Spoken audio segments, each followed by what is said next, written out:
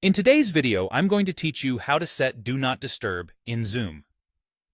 Do Not Disturb in Zoom can mean a couple of slightly different things depending on how you use Zoom, but the most common approach is setting your Zoom presence to Do Not Disturb, which is what we'll walk through. This is perfect when you want to focus, present, or step away without getting pinged by chats or incoming Zoom phone calls. Here's how to do it. Open the Zoom desktop or mobile app and look for your profile picture or your initials.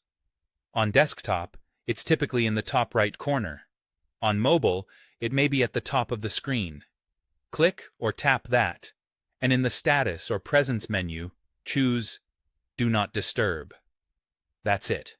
Your presence is now set to DND.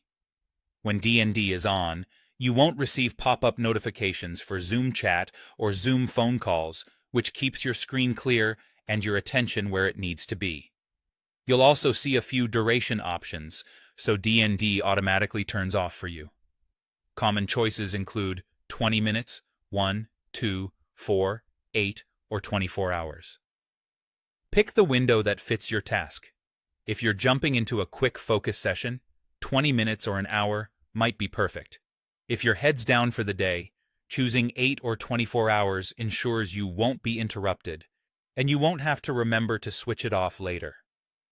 There are a few important things to know about how Zoom treats status.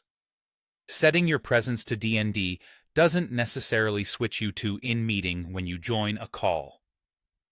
In other words, you could join a Zoom meeting and still remain on DND, depending on how Zoom tracks your status. That's normal, but it's helpful to keep in mind so teammates understand whether you're actively in a meeting or just focused. Also, Zoom's DND mainly covers Zoom-related notifications.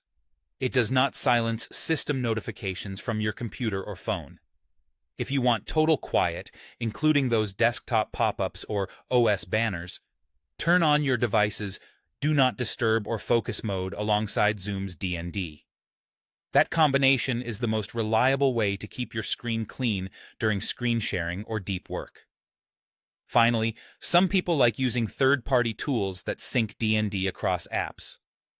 For example, there are utilities that can automatically set DND in other tools, like Slack, when you start a Zoom meeting.